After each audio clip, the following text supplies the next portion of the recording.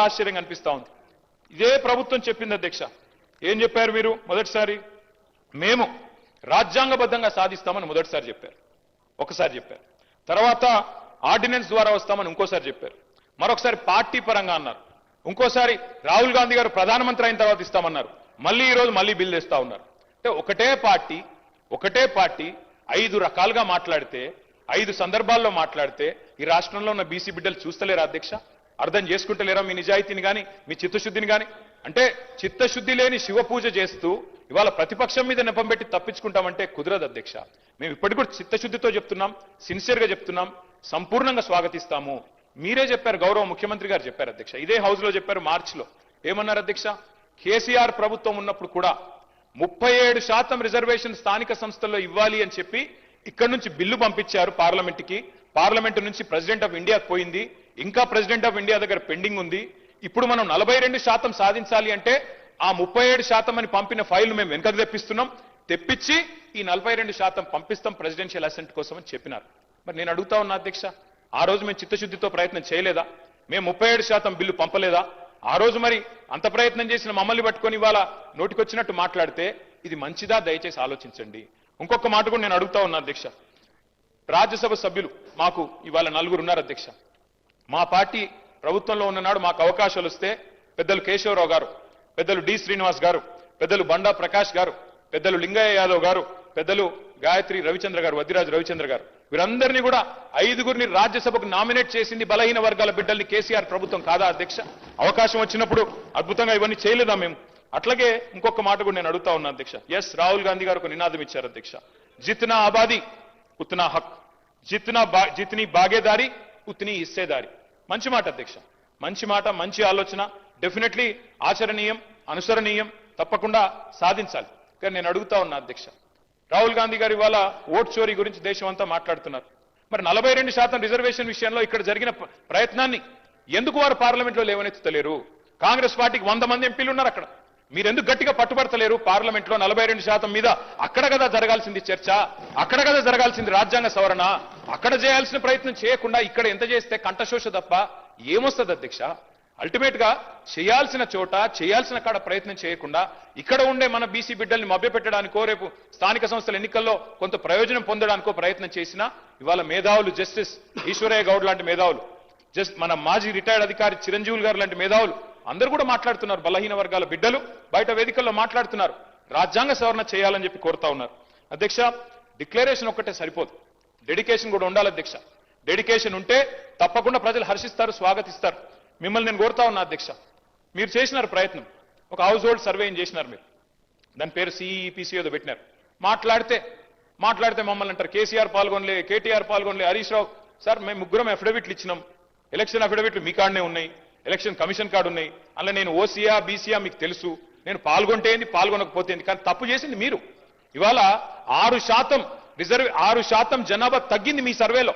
కేసీఆర్ గారు చేసినప్పుడు, house hold సర్వేలో కేసీఆర్ ప్రభుత్వం చేసినప్పుడు 52%గా వచ్చిన బలహీన వర్గాల సంఖ్య 6% ఎట్లా తగ్గింది అనే ఆలోచన మీరు చేసిండ్రా? ఎక్కడన్నా రివ్యూ చేసిండ్రా? ఎన్నడన్నా ఒక్కసారి ప్రయత్నం చేసిండ్రా చిత్తశుద్ధితో? అది చేయలే. ఎంతసేపు 3 పాల్గొనకపోతే 6% తగ్గుతుందా అధ్యక్ష? మేము కేసీఆర్ గారు, నేను, హరీష్ రావు గారు పాల్గొనలేదు. సరే, మాది ఏందో ఎలక్షన్ అఫిడవిట్ ఉండనే ఉన్నది, అందులో మేము ఓసీఆ బీసీఆ రాష్ట్రం అందరికి తెలుసు, తెల్లారలేస్తే ముఖ్యమంత్రి గారు దెప్పి పొడుస్తానే ఉంటాడు.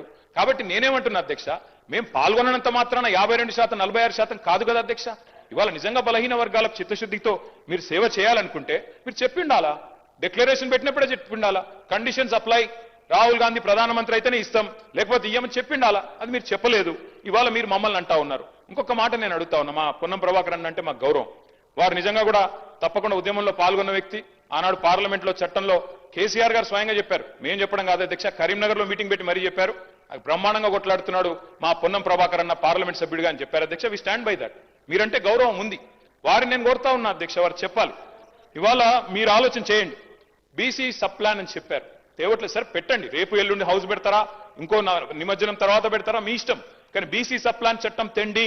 ఎందుకంటే ఒక పదవులతోనే రాజకీయంగా అవకాశాలు ఇవ్వడంతోనే న్యాయం జరగదు. సామాజిక న్యాయం, ఆర్థికంగా, రాజకీయంగా అవకాశాలు రావాలి అంటే ప్రభాకర్ సార్, గౌరవ సభ్యులు చెప్పినట్టుగా బీసీ సబ్ ప్లాన్ కు సంబంధించి పార్టీ పరంగా, ప్రభుత్వ పరంగా సభాపతి నిర్ణయం చేయడం ఒక రోజు తప్పకుండా చర్చ జరగాల్సిన అవసరం నేను కూడా కోరుకుంటా ఉన్నా. కానీ ఇవాళ నేను మళ్ళీ ఇంతకుముందు కూడా అంటే వారికి సభలో ఎక్కువ అనుభవం ఉంది, మంత్రిగా చేసినారు, ప్రభుత్వంలో చాలా కీలక పాత్ర ఉంది కాబట్టి ఇంకా ఏదైనా లోపాలున్నా ఇంకేమైనా ఉంటే సరి చేసుకునే విధంగా మీరు సలహా సూచనలు చెప్పండి. కానీ సభ అభిప్రాయం ఏకగ్రీవంగా ముందు నుంచి అదే విజ్ఞప్తి చేస్తారా, మొదటి నుంచి కూడా అదే మాట మాట్లాడుతున్నా. ఈరోజు ఇప్పుడు ఎంఐఎం వాళ్ళు మాట్లాడినారు, మేము ఈ బిల్లును ఏకగ్రీవంగా పూర్తి మద్దతును ప్రకటిస్తామని ప్రకటించి మిగతా అంశాల మీద చర్చ జరగాలని ప్రభుత్వాన్ని కోరి దాని మీద చర్చ చేస్తాం. దానికి సంబంధించి చర్చ జరగడంలో ఎవరికి వ్యతిరేకత లేదు, చర్చ జరగాలని కోరుతుంది. దాని తర్వాత వారు అన్నారు, మీరు పాల్గొనకపోవడంలో మీరు ఒక పార్టీకి నాయకులు, దాని ప్రభావం క్షేత్రస్థాయిలో పడి ఉండొచ్చు, మీరు ఆదర్శంగా ఉండాల్సి ఉండే, దానికి సంబంధించినటువంటి అఫిడవిట్లను తీసుకొని రాసుకునేటువంటి విధానంగా ప్రభుత్వం అవలంబించలేదు. రాష్ట్ర వ్యాప్తంగా సర్వే జరిగినప్పుడు మీరు కూడా పాల్గొని ఉంటే మిమ్మల్ని అనుసరించేటోళ్ళు, మిమ్మల్ని కొంతమంది ఫాలో అయ్యేటువంటి వాళ్ళు ఉంటారు తప్పకుండా, వాళ్ళందరూ కూడా ఇందులో భాగస్వాములు అవుతుండ్రి. ఆ ఉద్దేశం కొద్దే తమని మారుమారు అడిగినాము. అందరి అనేక సందర్భాల్లో నేను కానీ ప్రభుత్వం తరఫున విజ్ఞప్తి చేసినాము. మీరు పాల్గొనలేదని చెప్తారు, పాల్గొని ఉంటే బాగుండే. ఇప్పుడు దానికి సంబంధించి అయిపోయింది. కానీ ఇటువంటి పరిస్థితులలో ఏదైనా సామాజిక పరమైన అంశాలు జరుగుతున్నప్పుడు రాజకీయాలకు అతీతంగా సామాజిక పరమైన న్యాయం జరిగేదాని కొరకు ఆలోచన విధానం ఉండాలని కోరుతున్నాం. మీరు గతంలో చేయలేదని చెప్తున్నాను. జరుగుతున్న పరిణామం లోపల ఇప్పుడు ఉన్నటువంటి ఈ యొక్క ఉద్దేశానికి ఎక్కడ కూడా ఇబ్బంది లేకుండా ఉండే విధంగా ఏకాభిప్రాయంతో ముందుకు పోవాలి. ఏకాభిప్రాయం అనేటువంటిది చాలా విలువనిస్తుంది బయట. అది న్యాయస్థానం కావచ్చు, అది ప్రజాస్వామ్యం కావచ్చు, అది ప్రజల మధ్యలో కావచ్చు. ఎవరు కూడా మనం చర్చ చేయడం ద్వారా ఏదో మళ్ళీ ఎక్కడో ఒకటి ఏదో ఉందనేటువంటి లొసుగును దొరకొట్టే ప్రయత్నం చేస్తారు. ఎప్పుడు కూడా పాజిటివ్ నెగటివ్ రెండు ఉంటాయి. పాజిటివ్ ఆలోచన చేస్తే నెగటివ్ చేసేటప్పుడు కూడా దుకాణం బంద్ చేసుకుంటాడు, ఆలోచన బంద్ అవుతుంది. కాబట్టి అందరం పాజిటివ్గా ముందుకు పోవాలని సందర్భంగా బలహీన వర్గాల శాఖ తరఫున నేను ప్రతి సభ్యుడిని ప్రతి రాజకీయ పార్టీకి విజ్ఞప్తి చేస్తాను మీ ద్వారా. మంత్రి గారు చెప్పిందంతా నేను సంపూర్ణంగా ఏకీభవిస్తున్నాను సార్. చట్టాలు మనం సరిగ్గా చేస్తే లొసుగులు లేకుండా చేస్తే ఏ న్యాయ వ్యవస్థ కూడా అడ్డు రాదు సార్. నేను చెప్పేది అదే, మొదటి నుంచి చెప్తుంది అదే. చట్టం సరిగ్గా చేయండి, శాస్త్రీయంగా చేయండి. మా కమలాకరణ చెప్పింది కూడా అదే. శాస్త్రీయంగా చేయండి, అధ్యయనం చేయండి, ప్రాసెస్ ఫాలో కండి. అప్పుడు ఏ జ్యుడిషియల్ రివ్యూలో కూడా మనకేం ఇబ్బంది రాదు, ఆటోమేటిక్గా మేము అనుకున్న లక్ష్యం నెరవేరుతుంది. రెండోది సార్, నేను దయచేసి మంత్రి గారిని కోరుతా ఉన్నా, మేమందరం కూడా మా పార్టీ అంతా కూడా ఆదర్శంగా తీసుకునేది పెద్దలు, మా తెలంగాణ సిద్ధాంతకర్తగా మేము భావించేది ప్రొఫెసర్ జయశంకర్ గారు. జయశంకర్ గారు ఎప్పుడు ఒక మాట చెప్తా ఉండేది అధ్యక్ష, మనకి భావ సారూప్యత లేకపోవచ్చు కానీ ధ్యేయ సారూప్యత ఉండాలి. అంటే తాత్కాలికంగా మనం ఐడియాల విషయంలో విభేదించవచ్చు కానీ అల్టిమేట్ గోల్ విషయంలో మనకు సారూప్యత ఉండాలి. అది ఉంది. 42% రిజర్వేషన్ ఇవ్వాలన్న విషయంలో yes we are sincerely supporting the bill, we are 100% we are standing by the government. కానీ తాత్కాలికంగా మేము ఎట్లా చేస్తే బాగుంటుందో చెప్పే ప్రయత్నం చేస్తున్నాము. ఇంకొక మాట నేను చెప్తా ఉన్నా సార్, సీలింగ్ అని మాట్లాడినారు మంత్రి గారు శ్రీమతి సీతక్క గారు. వారికి నేను గుర్తు చేస్తా ఉన్నా, ఎక్కడా కూడా సీలింగ్ అన్న పదం లేదు చట్టంలో. దయచేసి చూసుకోండి. మీ అధికారులను కూడా నేను కోరుతా ఉన్నాను, దయచేసి మంత్రి గారిని తప్పుదోవ పట్టించకండి. దయచేసి సభ్యులను అట్లాగే రాష్ట్ర ప్రజల్ని కూడా తప్పుదోవ పట్టించకండి. సీలింగ్ విధించింది బీసీ రిజర్వేషన్ల మీద కేసీఆర్ గారి ప్రభుత్వం అనే మాట శుద్ధ తప్పు. అది 100% అబద్ధం అనే మాట కూడా నేను చెప్తా ఉన్నా అధ్యక్ష. దయచేసి సవరించుకోవాలని మంత్రి గారిని కోరుతా ఉన్నా. వాస్తవంగా జరిగింది ఏంది అధ్యక్ష, ఆనాడు బీసీ రిజర్వేషన్ల విషయంలో కేసీఆర్ గారి ప్రభుత్వం ఏం చేసింది అధ్యక్ష, ఆ రోజు మేము మరి 2000 నేను సరిగ్గా ఇది చెప్తాను సార్, ఆర్టికల్ 243D6T6 ప్రకారం బీసీ రిజర్వేషన్లు రాష్ట్రాలే ఇచ్చుకోవచ్చు అని చెప్పి మాకు ఆదేశాలు మేము వచ్చినాయి అధ్యక్ష.